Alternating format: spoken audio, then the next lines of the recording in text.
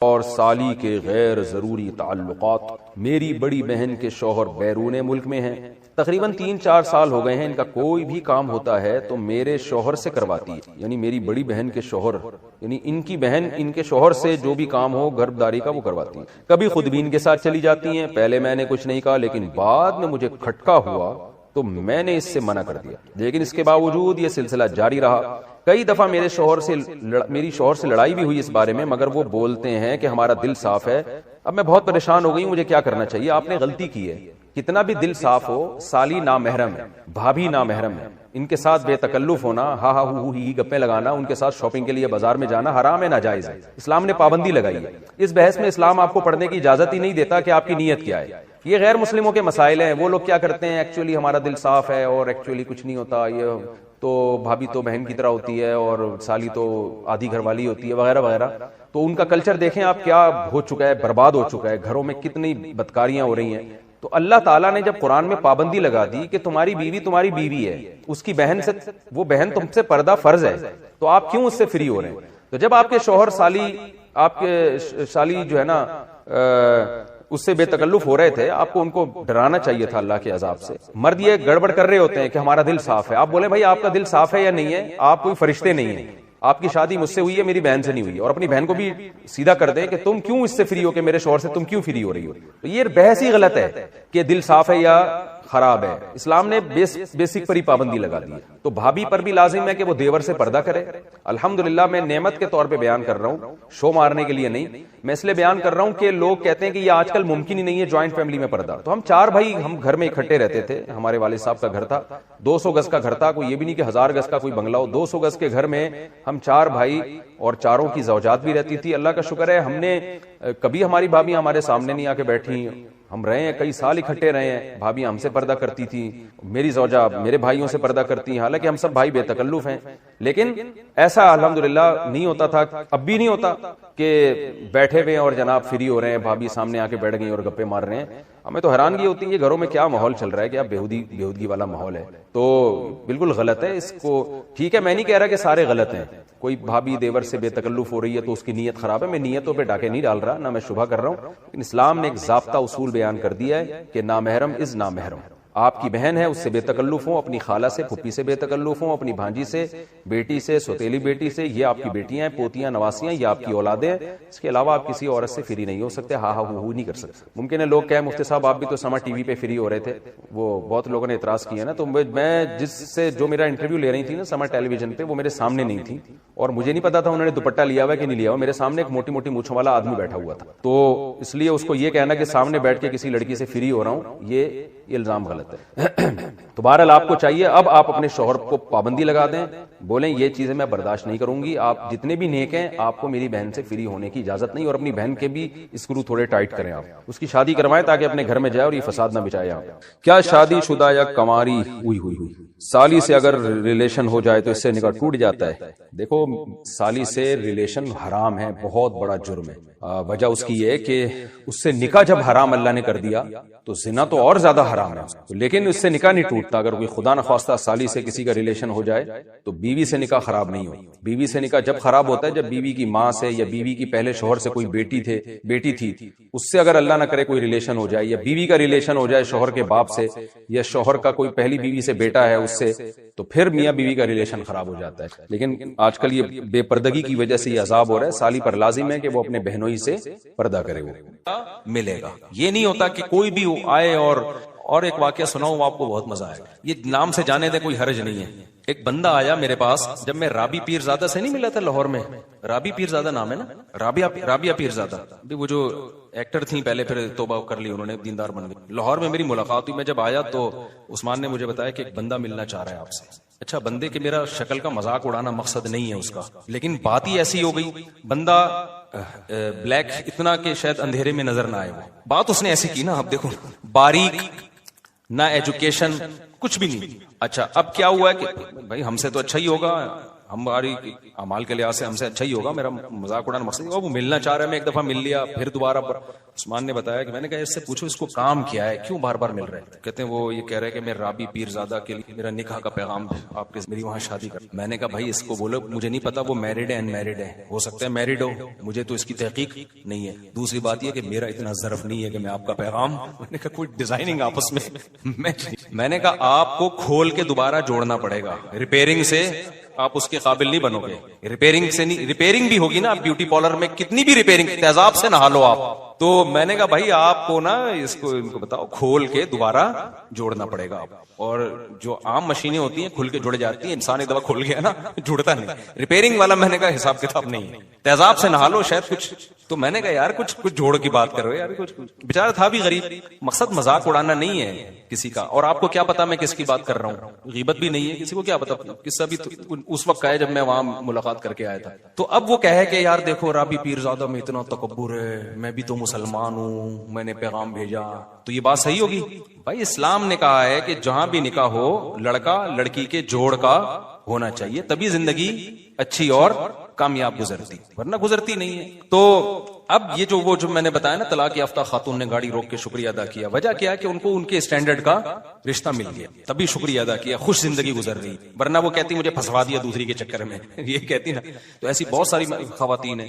ایک دفعہ ایک مین یعنی بیچ روڈ پہ خاتون نے گاڑی روک کے شکریہ ادا کیا. ایک خاتون نے کہا میں اپنے شوہر کی تیسری بیوی ہوں, میرے بچے بھی میرے شوہر نے رکھ لیے اور مجھے زندگی مل گئی. یہ اتنا اس طرح کی سینکڑوں خواتین ہیں جو اب نکاح سے مایوس ہو چکی ہیں. ہماری سوسائٹی میں ان کو ٹھکانے لگانے کا, ان کو عزت کی زندگی دینے کا کوئی حل نہیں ہے. تو ہم اس لیے پاگل ہوئے ہم چیخ رہے ہیں اس پہ. ہمیں ضرورت نہیں ہے, مجھے کیا ضرورت ہے, میری تو 4 ہو گئی ہیں. پہلے تو لوگ کہتے ہیں شاید اپنی کے چکر میں ہیں, تو ہمیں کیا ضرورت ہے یار, ہم تو دکھڑا رو رہے ہیں. ہم مردوں کو عیاشی پہ نہیں ڈال رہے ہیں, ہم چاہ رہے ہیں کہ عورت کو عزت کے ساتھ گھر میں ٹھکانہ ملے. ہاں تو یہ میرا پہلے بھی فلسفہ تھا, تو میں لوگوں کو بتاتا تھا, لوگوں کو مانتے ہی نہیں تھے, بس یہی کہ عیاشی عیاشی. پھر میں نے کہا ان لوگوں کو سمجھانے سے بات, میں نے کہا ہاں عیاشی کر رہا ہوں. پھر لوگ آتے تھے نا, کیوں کر رہے ہو شادی مجھ سے, میں نے کہا عیاشی کا دل کر, کیا مطلب آپ مولوی ہو عیاشی کرو. میں نے کہا اپنے خرچے پہ کر رہا ہوں, بھیک مانگ آپ کے خرچے پہ کر رہا ہوں, میں کر رہا ہوں, میرے دل چاہ رہا ہے عیاشی کرنے کا. تو حرام عیاشی تھوڑی حلال ہے, تو آپ کا کیا مسئلہ ہے. تو جب یہ کہتا تھا نا پھر چپ ہو جاتے تھے. پھر کیا ہو جاتے تھے, پھر میں لوگوں کو میں کہتا یار میں اگر نہاری کھاتا ہوں اپنے خرچے پہ, آپ کو اس پہ اعتراض نہیں ہے. میں اگر برگر کھا رہا ہوں آپ کو اس پہ, تو میں ایک اور شادی کر رہا ہوں تو آپ کو اس پہ کیوں اعتراض ہے. تو ایسے فضول باتیں ہیں. تو اس لیے لوگوں کو زیادہ ڈیٹیل میں جانے کی ضرورت نہیں ہے. آپ کر رہے ہو نا, لوگ اعتراض کر رہے ہیں ٹھرکی ہے عیاشی ہے, کہہ رہے بھائی ہے یار, ہم تو ہے بھائی, ہمیں تو شوق ہے عیاشی کرنے. تو اگر کوئی حرام ہے تو بتاؤ, پھر ہم نہیں کریں گے. اگر حلال ہے تو بھائی ہمیں تو اللہ نے کیا کہا, اللہ میاں نے دنیا کی نعمتوں میں سب سے بڑی نعمت تو بیوی کو قرار دیا ہے. اور قرآن نے کیا کہا ہے, زُيِّنَ لِلنَّاسِ حُبُّ الشَّهَوَاتِ مِنَ النِّسَاءِ. اللہ نے مردوں کی نظر میں جو دنیا میں سب سے اٹریکٹیو چیز بنائی ہے نا, وہ برگر نہیں بنایا, وہ پیزا نہیں بنایا, وہ لڈو نہیں بنایا, وہ جلیبی نہیں ہے, وہ گاڑیاں نہیں ہیں, وہ بنگلے نہیں ہیں. اللہ نے مرد کے لیے, یہ حضرت بھی بوڑھے ہیں لیکن خوش ہو رہے ہیں بہت زیادہ, لگ رہا ہے جوان ہے ماشاءاللہ, حضرت بے ادبی معاف. تو اللہ میاں نے جو سب سے زیادہ اٹریکٹیو چیز قرآن کے مطابق مرد کے لیے بنایا ہے, وہ کس کو بنایا ہے, عورت کو بنایا ہے. ہاں اس کو ذلیل مت کرو کہ ٹیشو پیپر کی طرح استعمال کرو, اس کی ذمہ داری لو, اس کو عزت کے ساتھ بیوی بنا کے گھر لے کر آؤ, اس کے بچوں کی کفالت کرو, اس کے باپ کو اپنا باپ بناؤ, اس کی ماں کو اپنی ماں بناؤ. فادر ان لا, مدر ان لا, برادر ان لا اور سسٹر ان لا, یہ سارے ان لاز آ جاتے ہیں نا جہیز میں. کیا خیال ہے, گرل فرینڈ سے کچھ بھی نہیں آتا. ہمیں جہیز بھی یہی ملا ہے, وہ والا جہیز تو ہمیں وہ ملا بھی نہیں. سالے ہیں میرے ماشاءاللہ ہول سیل کے حساب سے, سب کو رسپیکٹ دینی پڑتی ہے. سسرز ہیں, ساسز ہیں, ٹھیک ہے نا. تو اللہ میاں نے کہا, تو بھائی اگر لوگ تنگ کیا کریں نا, بولے ہاں بھائی ہم کیا کر رہے ہیں, ہم عیاشی کر رہے ہیں, جاؤ ایسے کی تیسے. تو میں یہ کہہ رہا تھا, قرآن میں اللہ نے کیا کہا, حب الشہوات من النساء, سب سے زیادہ اٹریکٹیو ہم نے تمہارے لیے کس کو بنایا ہے, عورت کو. تو وہ ناجائز بھی ہے, وہ جائز بھی ہے. ناجائز عذاب ہے اور جائز کیا ہے, برکت ہے, رحمت ہے. ابراہیم علیہ السلام اللہ کے خلیل, انہوں نے نکاح کیا. ابھی میں نے بیان میں حضرت موسیٰ کا تذکرہ کیا نا, اللہ کو کتنے محبوب تھے موسیٰ کلیم اللہ. میں نے بتایا نا بیان میں, بار بار اللہ پروناؤن کی جگہ موسیٰ کا نام لے رہے ہیں, لمبی لمبی باتیں کر رہے ہیں. موسیٰ علیہ السلام کو جب مدین گئے تو وہ جو لڑکی آئی اس کے والد نے ایک دفعہ آفر کی کہ میں ان 2 بیٹیوں میں سے ایک کا آپ سے نکاح کرنا چاہتا ہوں، 10 سال بکریاں چرانی پڑیں گی۔ حضرت موسیٰ نے کہا کہ ابے بھائی 10 سال بکریاں چراؤ پھر ایک عدد بھی، میں دنیا سے مجھے بالکل بھی لگاؤ نہیں، مجھے نہیں کرنا عیاشی، میں ایسے ہی زندگی گزاروں گا، اللہ اللہ کروں گا نہ۔ موسیٰ علیہ السلام نے فوراً کیا، ذالک بینی و بینک، ہاتھ بڑھائیں، میرا آپ کے ساتھ ایگریمنٹ کیا ہے، مجھے بیوی چاہیے، 10 سال بکریاں چرانے پر کیا ہوں میں راضی، فوراً قبول کر لیا۔ اس لیے علامہ ابن کثیر نے لکھا کہ اتنی بڑی فضیلت ہے نا نکاح کہ کلیم اللہ نے 10 سال مہر میں بکریاں چرائی ہیں، اتنی بڑی فضیلت ہے، اور اس کے بعد بھی موسیٰ علیہ السلام نے نکاح کیے ہیں۔ بائبل میں ہے کہ 4 بیویاں موسیٰ علیہ السلام کی تھیں، تو کلیم اللہ کتنی شادیاں کر رہے ہیں؟ 4 شادیاں کر رہے ہیں۔ تو مجھے اور آپ کو کیا تکلف کی پھر ضرورت ہے بھائی، ہم ان سے زیادہ نیک ہیں کیا؟ اور سب سے بڑی بات تو ہمارے پیغمبر کو تو دنیا سے رغبت ہی نہیں تھی، 24 گھنٹے میں ایک دفعہ بمشکل کھانا کھاتے تھے۔ آپ کا گھر دیکھو کیسا تھا، جس بستر پہ سوتے تھے کوئی گدا نہیں تھا۔ حضرت عمر ایک دفعہ آپ کے گھر گئے تو کھجور کی چٹائی کے نشانات جسم پہ پڑے ہوئے ہیں۔ حضرت عمر کہتے ہیں میری آنکھوں سے آنسو نکل گئے، دیکھا ایک پیالہ پڑا ہوا ہے، اسی میں پینا بھی ہے اسی میں کھانا بھی ہے، کوئی برتنوں کا ڈنر سیٹ گھر میں موجود نہیں تھا۔ 40 دن گھر میں چولہا جلنے کی نوبت ہی نہیں آتی، کیوں؟ اس لیے کوئی ایسی چیز نہیں تھی جس کو پکائیں۔ کھجور پانی پہ 40 دن گزارا ہو رہا ہے۔ یہ تو دنیا میں آپ نے رکھی ہے۔ ایک دفعہ آپ کے پاس بکریوں کا ریوڑ آیا ہدیے میں، سارا اسی وقت صدقہ کر دیا۔ بھوک سے حالت بعض دفعہ یہ ہو جاتی کہ آپ گھر سے نکلتے، یہ حالت ہو جاتی بھوک سے۔ بیویاں کتنی رکھی ہوئی ہیں ایٹ اے ٹائم؟ 9۔ تو اس سے پتہ چلتا ہے بھائی اتنے دلائل کے بعد بھی کوئی بولے کہ نہیں تو پھر ڈھیٹ آدمی ہے، اس کا کوئی علاج۔ اس سے پتہ چلتا ہے بھائی اس میں اللہ نے کوئی برکت رکھی ہے، زیادہ نکاحوں میں، زیادہ اولاد میں، یہ برکت ہے، خوشیاں ہیں اس میں۔ تو نبی نے فرمایا حبب الی النساء والطیب، اللہ نے دنیا کی 2 چیزیں میری نظر میں محبوب بنائی ہیں، ایک نکاح اور ایک خوشبو بہت استعمال کرتے تھے نبی صلی اللہ علیہ وسلم، بہت زیادہ خوشبو۔ تو صحابہ کہتے ہیں ہمیں نبی کے گھر سے نکلنے کی خبر خوشبو کے جھونکے سے ہوتی تھی، جیسے ہی خوشبو کے جھونکے آنا شروع ہوتے ہمیں پتہ چلتا کہ نبی صلی اللہ علیہ وسلم۔ تو یہ شوبز کی دنیا کا بھیانک انجام ہے۔ تو یہ جو دنیا ہے نا فلموں اور ڈراموں کی دنیا، اس میں 2 کیس تو آپ کے سامنے آ چکے ہیں 1 مہینے کے اندر۔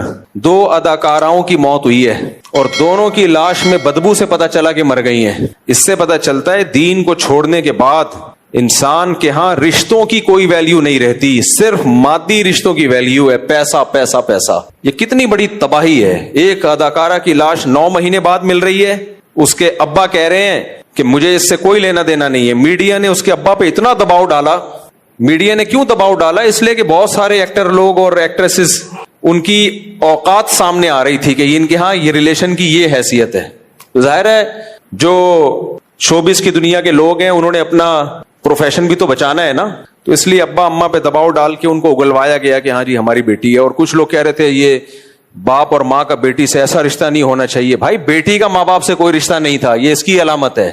ماں باپ کا کام ہے بلوغت تک بچوں کو کیئر کرنا جب وہ چھوٹے ہیں، جب بڑے ہو گئے تو اب ان کا کام ہے ماں باپ کو خوش کرنا۔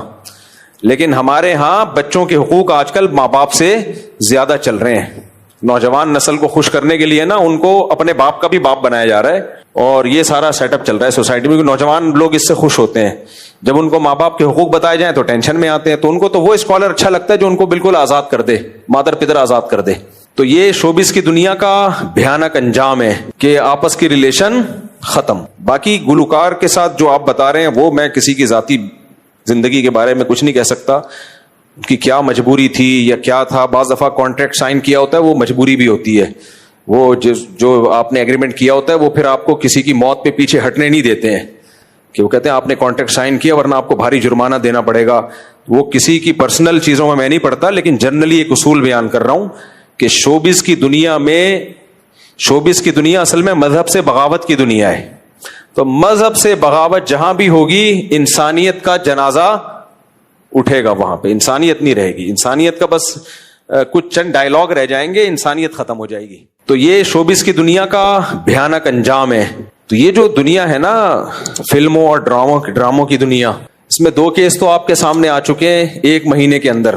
2 اداکاراؤں کی موت ہوئی ہے اور دونوں کی لاش میں بدبو سے پتہ چلا کہ مر گئی ہیں۔ اس سے پتہ چلتا ہے دین کو چھوڑنے کے بعد انسان کے ہاں رشتوں کی کوئی ویلیو نہیں رہتی، صرف مادی رشتوں کی ویلیو ہے، پیسہ پیسہ پیسہ۔ یہ کتنی بڑی تباہی ہے۔ ایک اداکارہ کی لاش 9 مہینے بعد مل رہی ہے، اس کے ابا کہہ رہے ہیں کہ مجھے اس سے کوئی لینا دینا نہیں ہے. میڈیا نے اس کے ابا پہ اتنا دباؤ ڈالا. میڈیا نے کیوں دباؤ ڈالا؟ اس لیے کہ بہت سارے ایکٹر لوگ اور ایکٹریسز ان کی اوقات سامنے آ رہی تھی کہ ان کے ہاں یہ ریلیشن کی یہ حیثیت ہے. تو ظاہر ہے جو شوبز کی دنیا کے لوگ ہیں انہوں نے اپنا پروفیشن بھی تو بچانا ہے نا, تو اس لیے ابا اماں پہ دباؤ ڈال کے ان کو اگلوایا گیا کہ ہاں جی ہماری بیٹی ہے. اور کچھ لوگ کہہ رہے تھے یہ باپ اور ماں کا بیٹی سے ایسا رشتہ نہیں ہونا چاہیے. بھائی بیٹی کا ماں باپ سے کوئی رشتہ نہیں تھا, یہ اس کی علامت ہے. ماں باپ کا کام ہے بلوغت تک بچوں کو کیئر کرنا جب وہ چھوٹے ہیں. جب بڑے ہو گئے تو اب ان کا کام ہے ماں باپ کو خوش کرنا. لیکن ہمارے ہاں بچوں کے حقوق آج کل ماں باپ سے زیادہ چل رہے ہیں. نوجوان نسل کو خوش کرنے کے لیے نا ان کو اپنے باپ کا بھی باپ بنایا جا رہا ہے, اور یہ سارا سیٹ اپ چل رہا ہے سوسائٹی میں. نوجوان لوگ اس سے خوش ہوتے ہیں. جب ان کو ماں باپ کے حقوق بتائے جائیں تو ٹینشن میں آتے ہیں. تو ان کو تو وہ اسکالر اچھا لگتا ہے جو ان کو بالکل آزاد کر دے, مادر پدر آزاد کر دے. تو یہ شوبز کی دنیا کا بھیانک انجام ہے کہ آپس کی ریلیشن ختم. باقی گلوکار کے ساتھ جو آپ بتا رہے ہیں وہ میں کسی کی ذاتی زندگی کے بارے میں کچھ نہیں کہہ سکتا کہ کیا مجبوری تھی یا کیا تھا. بعض دفعہ کانٹریکٹ سائن کیا ہوتا ہے وہ مجبوری بھی ہوتی ہے. وہ جو آپ نے ایگریمنٹ کیا ہوتا ہے وہ پھر آپ کو کسی کی موت پہ پیچھے ہٹنے نہیں دیتے ہیں کہ وہ کہتے ہیں آپ نے کانٹریکٹ سائن کیا ورنہ آپ کو بھاری جرمانہ دینا پڑے گا. وہ کسی کی پرسنل چیزوں میں نہیں پڑتا, لیکن جنرلی ایک اصول بیان کر رہا ہوں کہ شوبز کی دنیا اصل میں مذہب سے بغاوت کی دنیا ہے. تو مذہب سے بغاوت جہاں بھی ہوگی انسانیت کا جنازہ اٹھے گا, وہاں پہ انسانیت نہیں رہے گی. انسانیت کا بس کچھ چند ڈائلاگ رہ جائیں گے, انسانیت ختم ہو جائے گی.